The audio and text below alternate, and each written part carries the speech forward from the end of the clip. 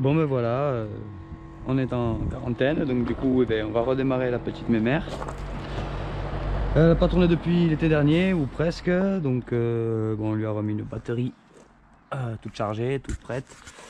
On a vérifié au niveau d'huile, et là on va lui mettre un petit peu d'essence, mais on va rajouter pour une fois un petit produit dedans,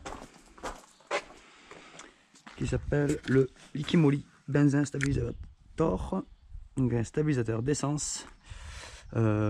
Pour quand vous allez laisser votre moto pendant un moment à l'arrêt, avec ça dans le réservoir et un peu dans les carbus, ça permet de stabiliser l'essence et d'éviter d'avoir de l'essence qui pourrit. Donc là on a à peu près 5 litres d'essence, il recommande ici à peu près 25 millilitres, donc avec la pipette on va mettre 20 parce que j'ai un petit peu moins.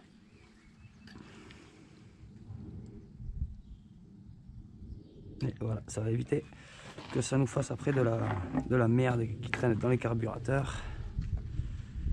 Hop. Voilà.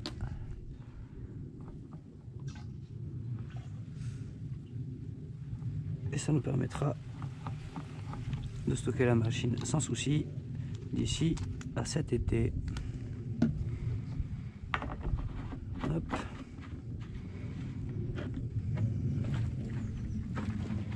On mélange un peu.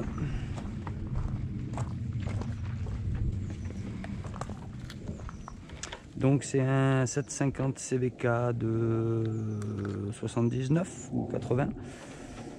En tant qu'affaire racer, ça fait une dizaine d'années maintenant. Et donc voilà quoi, c'est ma titine depuis un bon petit moment.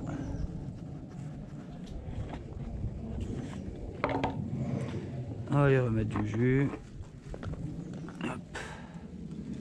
C'est bien sûr off. Ça commence bien.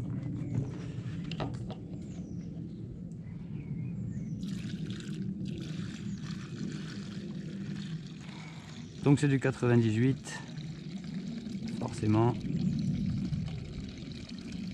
Pour nos vieilles mamies, c'est ce qui s'en rapproche le mieux. Parce qu'à l'époque ça roulait avec du super, chose qu'on n'a plus.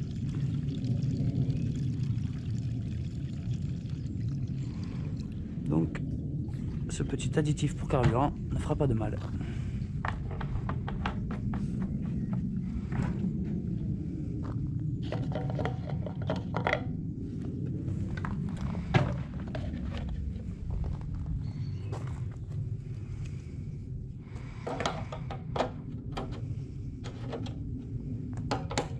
Bon, et bien la batterie était chargée. Alors ce que ça donne. Alors on avait un petit bruit à l'embrayage la dernière fois, probablement du jeu dans la cloche, un problème récurrent un peu sur ces modèles. Donc on a commencé à préparer quelque chose un petit peu là, pendant le début du confinement pour essayer de régler ça. Donc je vous montrerai ça un peu plus tard, on va déjà la redémarrer et puis la refaire fringante pour l'année. Donc allez, contact, le mettre sur réserve. J'ai bien l'essence qui coule. Regardez que ça dégueule pas en dessous. Ça va être pas mal.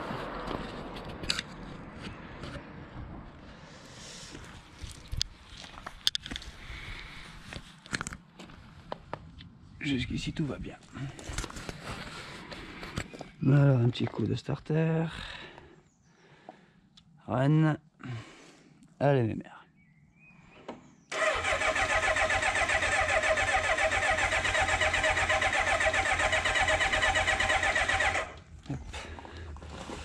On va la mettre bien droite pour que l'essence partisse dans les carbus.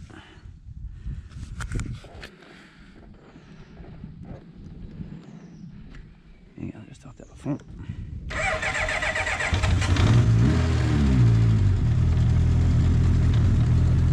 Et bien impeccable.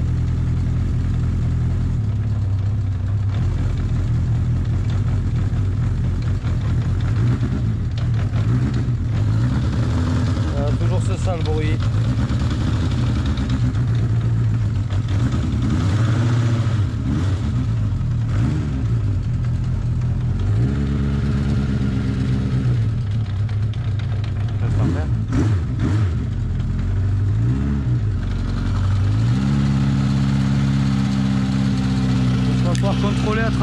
tension de chaîne aussi.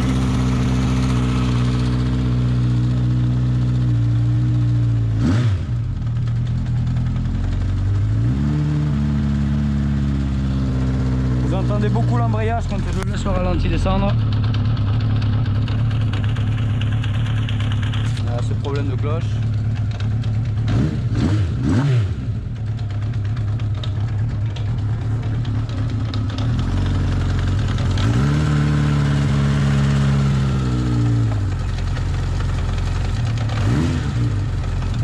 Monter un peu le ralenti.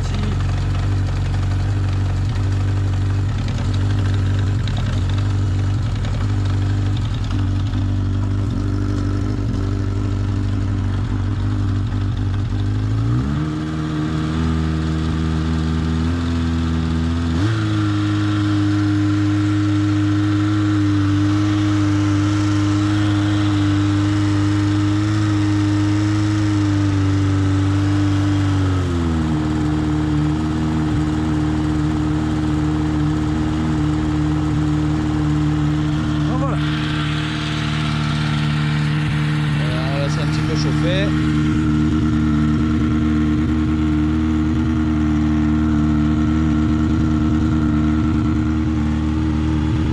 Ça, c'était les derniers passages sur la piste l'été dernier.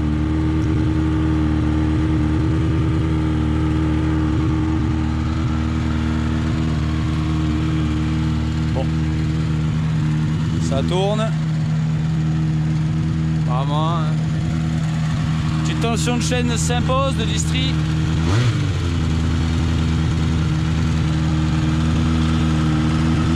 Et vous allez écouter un peu le bruit de l'embrayage.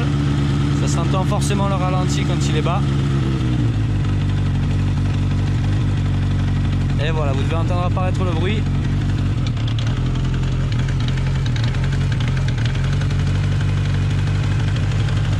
Le bruit vient de la cloche à l'intérieur qui prend du jeu à cause des cylindres blocs qui vieillissent avec le temps, ils durcissent. Donc on va essayer de régler ça, je vous montre ça tout à l'heure. En tout cas elle tourne bien.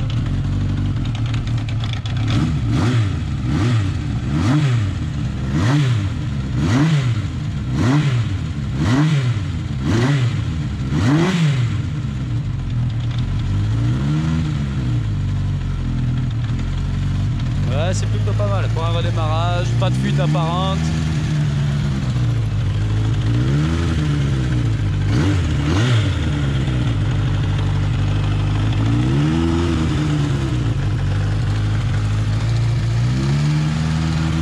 On a bien besoin d'un petit coup de propre quand même.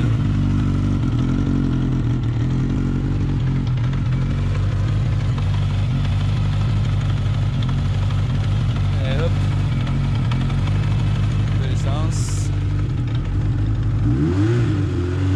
Ah vous voyez, c'est pas un contour, c'est un compteur qui fait un peu tout à la fois. Il est mort.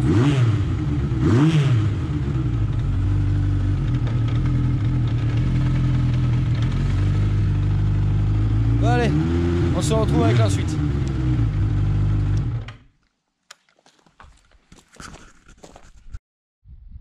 Donc voilà.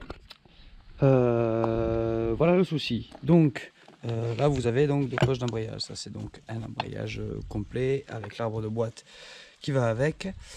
Notre problème il vient principalement et régulièrement sur les Honda, les Bol d'Or et tous les double arbres à cam comme ça. Prennent du jeu ici, c'est composé à l'intérieur de cylindre bloc. Et le problème c'est ce jeu que vous voyez peut-être ici. Je ne sais pas si vous voyez le jeu.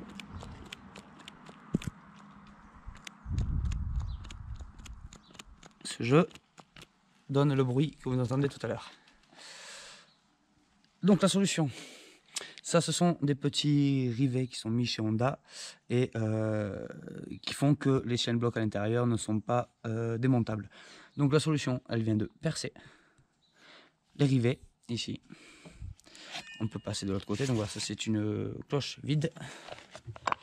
Hop, donc vous voyez, c'est la même qu'à côté. Donc les rivets ressortent de ce côté ici. De ce côté là, hop, et ils ressortent ici. Vous percez tout l'ensemble.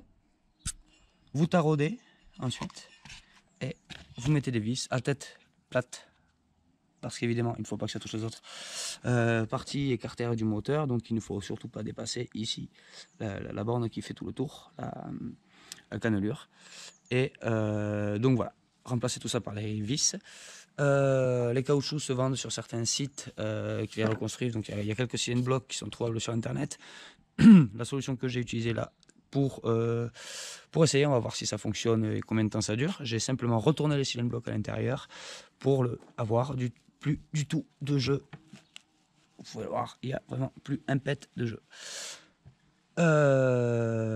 Donc voilà, surtout remonter les vis avec du frein filet à la bonne, des vis qui ne dépassent pas de l'autre côté évidemment, donc la bonne côte, la bonne tête et du frein filet. Et après, normalement, il n'y a plus qu'à remonter. Donc on va voir ça par la suite. C'est parti.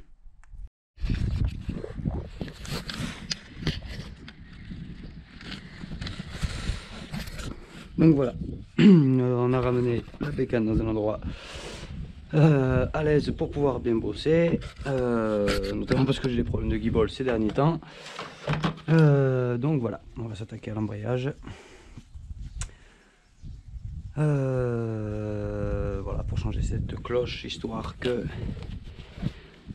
ce bruit ne nous pète plus les oreilles. Ça fait mal au cœur quand même quand on entend ça. Donc on va essayer de corriger cette histoire. Bon, on va commencer par le sabot. On a mis ce sabot pour pouvoir aller sur la piste, être réglo. En cas de fuite ou d'éventuel casse moteur, on met pas de l'huile partout sur la piste, on ne pourrit pas la journée des autres.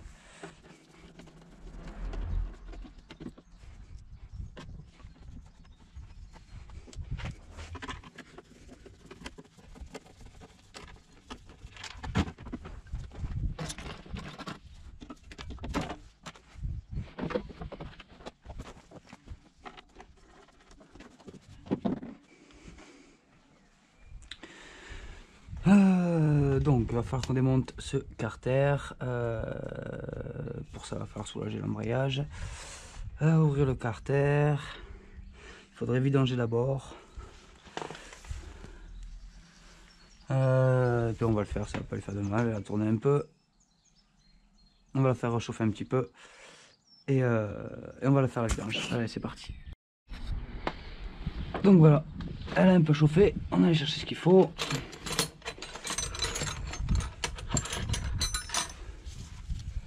Donc, vidange.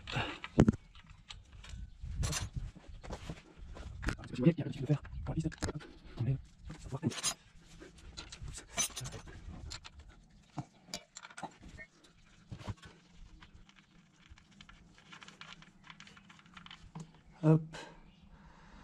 On en profitera, la vidange, ça lui fera sûrement pas de mal. Allez, hop. C'est parti. Le temps que ça vidange, on va préparer pour sortir le carter. Donc, on détend l'embrayage.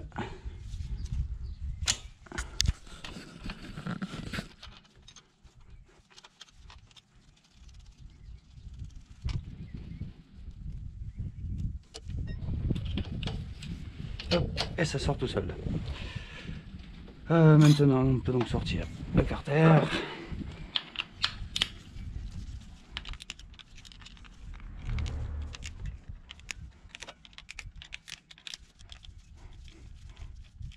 Alors la petite astuce, c'est démarrer à midi, poser ses vis dans l'ordre. Vous pourrez refaire la même chose au remontage.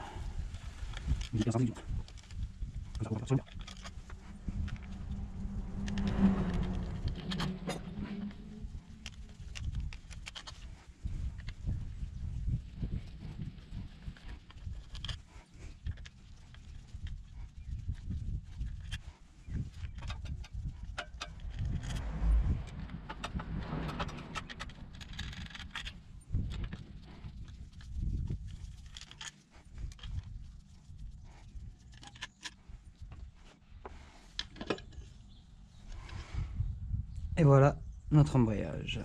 Le carter, on peut le laisser de côté.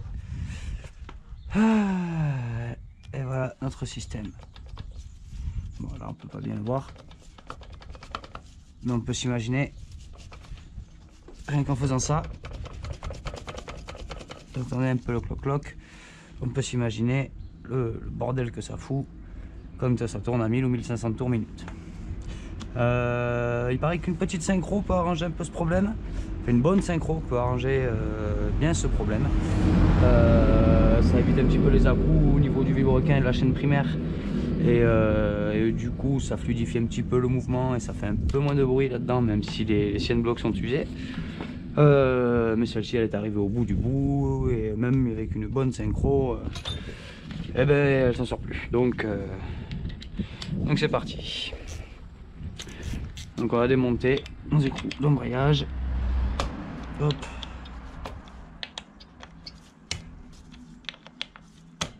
On les choque. Hop. Alors moi ce que je fais, j'en sors 3.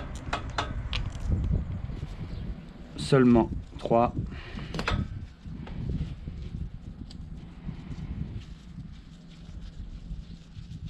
Pour pouvoir sortir après le plateau de pression sans le déformer ou sans le péter. Hop. Il faut dire quand même que les ressorts poussent pas mal.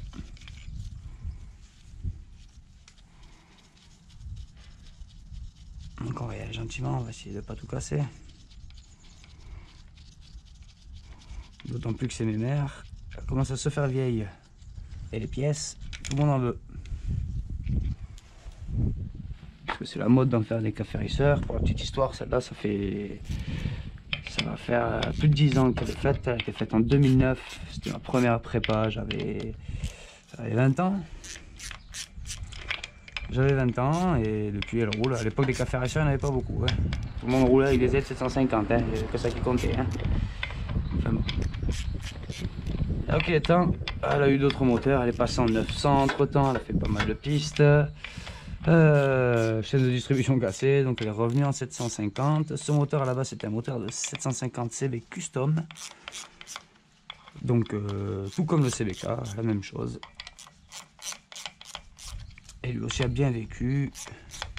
Je l'ai monté, je crois qu'il devait avoir 80 000 km. Aujourd'hui, je dirais pas qu'il approche les 100 000, mais il a fait pas mal de pistes et l'embrayage en a souffert.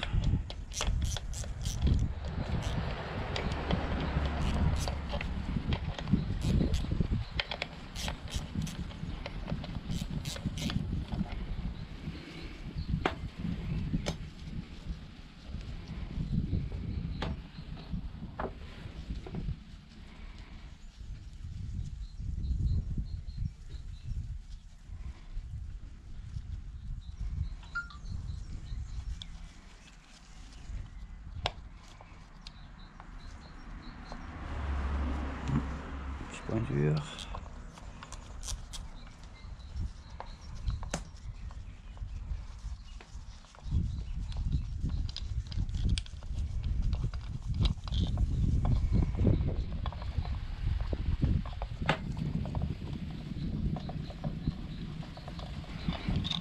Hop. Allez, plateau de pression. La butée. Hop. Les vis là-dedans et les ressorts. Alors maintenant, écrou cannelé. Évidemment, on n'a pas la clé Honda, donc on va chercher ce qu'il faut. Donc, avec un petit tournevis, on va sortir la cannelure, la petite rondelle là, de blocage. Voilà. Rien de méchant.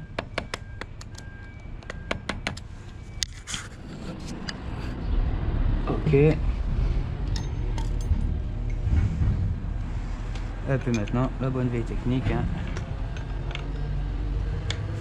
Faire incendier pour ça.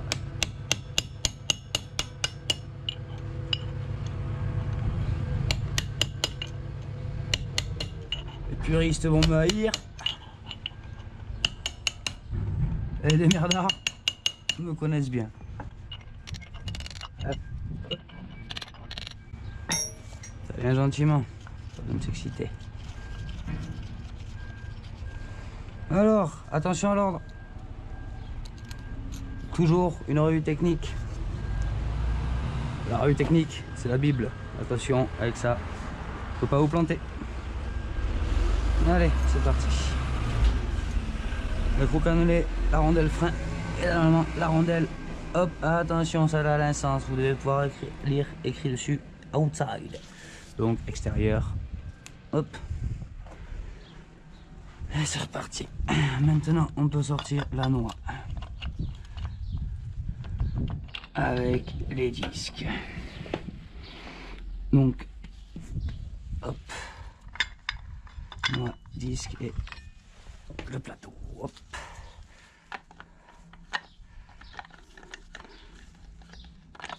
Ça, on va le conserver parce que mon embrayage il patinait pas, il n'y avait aucun problème.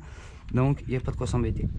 Dans l'ordre suivant, ici, hop, on a rondelle épaulée, partie étroite à l'extérieur.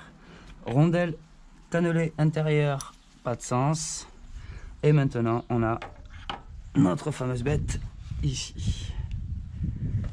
Donc là, hop et hop. Et on va regarder par rapport à celle qu'on a préparée ici. Voilà la probable cause du malaise. Ah, vous avez ici. Et là, je pense que vous le voyez. Hop, ça. Là. Rien que là, vous devez peut-être entendre le bruit. Ah, c'était bon pour une cloche. Cloche de merde. Donc on va la mettre de côté parce qu'elle n'est pas usée. Ici il y a les petites marques, un petit peu du marquage des disques. Ça c'est pas grave, vous pouvez mettre un petit coup de lime gentiment pour arranger ça si vraiment ils sont marqués que vous les sentez au doigt. Même ici c'est très léger, donc aucun problème. Donc voilà, ça c'est donc ma cloche qui est prête. On va huiler tout ça, on va remonter.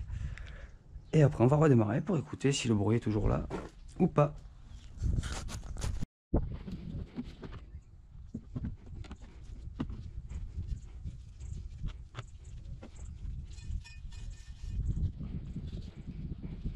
Allez, c'est parti. Alors attention, il y a une rondelle normalement derrière ici. Voilà, je sais pas si vous le voyez. Il y a une rondelle entre le roulement. Voilà, et là, entre le roulement et le fond de ma cage. Donc celle-là, elle reste en place. On a profité pour contrôler un petit peu le jouet à la boîte, qu'il n'y ait pas de soucis, sélection, barillet, etc. Il n'y a rien qui bouge, c'est toujours propre, donc rien à dire, pas de soucis. On continue et dans l'ordre. Donc, je remonte ma cloche. Impeccable. Ensuite, rondelle plate, crantée. Rondelle épaulée, partie étroite, extérieure. Et là maintenant, on peut remonter notre ensemble. Bon, j'ai pas besoin de rehuiler les disques puisqu'ils étaient dans l'huile jusqu'à maintenant. Hop.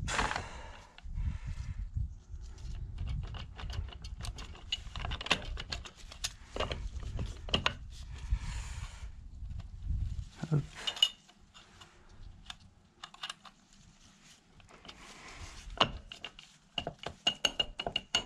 Allez, tout le monde est dedans. Maintenant, hop. On va dégraisser un petit peu ici le pas de vis pour pouvoir mettre un peu de frein filet sur les l'écrou cannelé.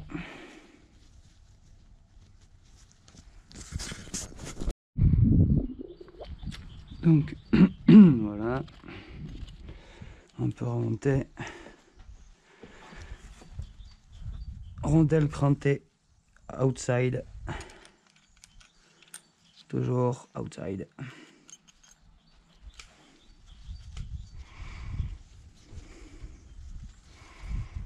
Peu frein filet.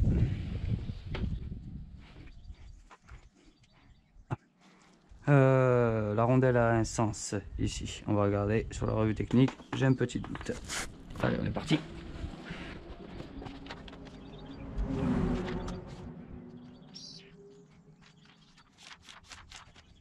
Oui, ici, on y est. Ok, attention.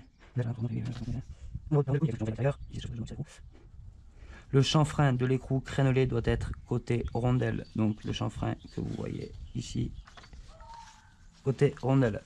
Allez.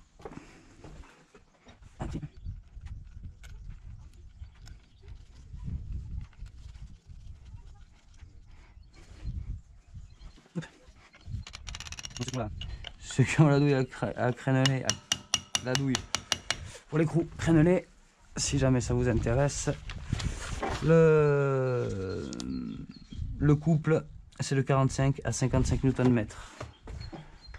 Moi c'est au nombre de clics, 45 à 55 coups de marteau.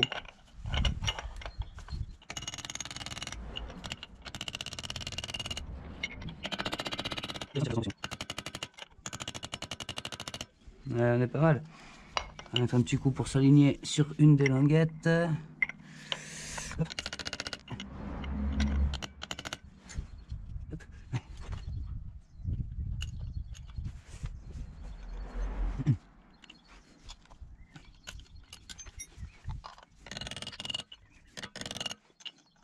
Hop. Et voilà. Maintenant on peut remonter les ressorts et le plateau de pression.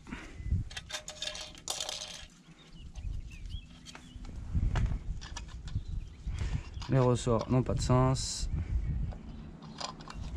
Là, ils sont pareils des deux côtés.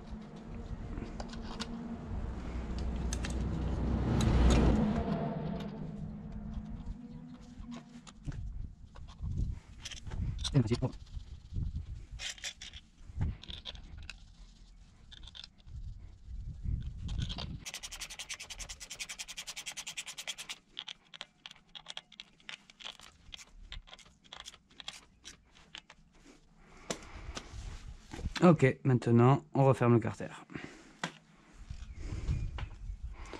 Attention, douille de positionnage, j'en ai une ici. Hop, et l'autre elle est là. Hop. Et on part en hiver. Allez, presque.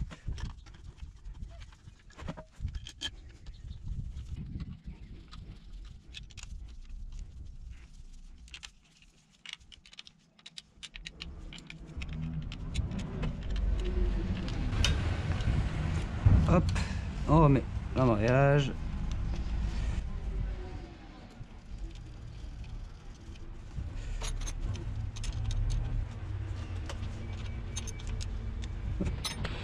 Refermer le bouchon de la vidange et remettre de l'huile. Nettoyer le bouchon, le joint.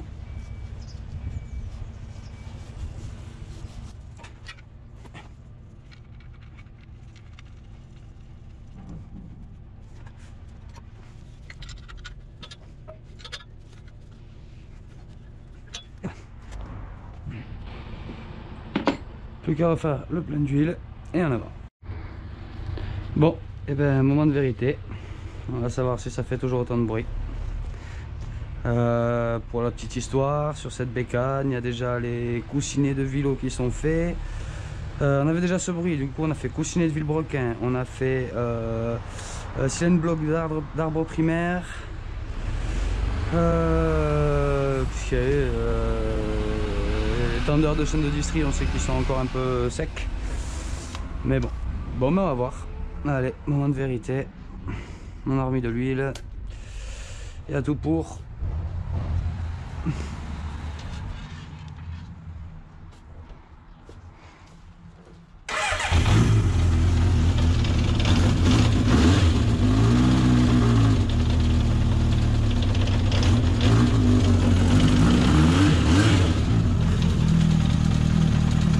Ça m'a l'air pas mal, hein.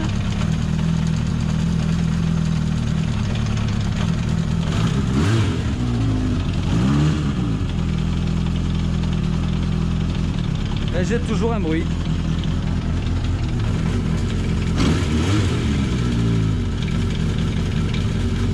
Il disparaît pas en débrayant.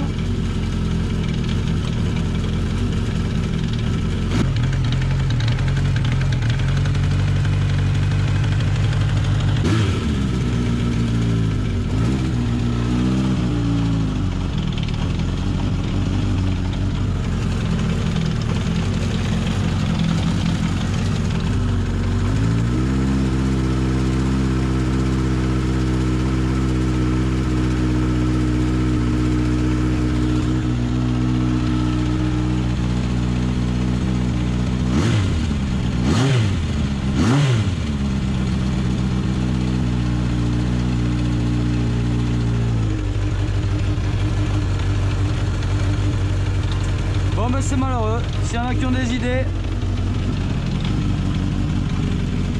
là je sais plus.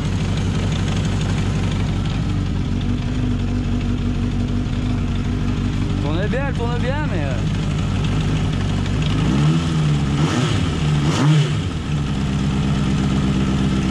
Toujours un bruit ici.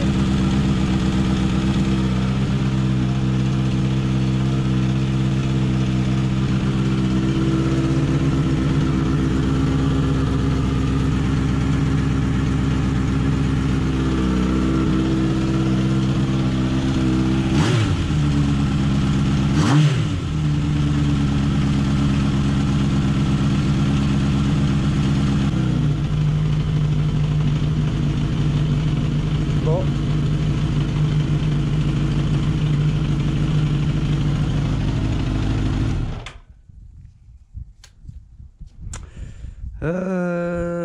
Donc bilan, on a changé la cloche d'embrayage. Celle-ci a plus de jeu, à moins qu'elle a repris du jeu direct. Je crois pas trop. Donc on récapitule, et bien, les coussinets sont bons, autant pas de jeu à la bielle, pas de jeu au vélo. Il y avait des jeux nulle part, ni dans la boîte, ni dans les roulements, rien du tout, j'arrive pas à trouver. Alors maintenant je vais peut-être essayer roue libre de démarreur, mais de l'autre côté, alors je sais pas. Bon, mais on refera les contrôles, la suite au prochain épisode. Allez, c'est reparti.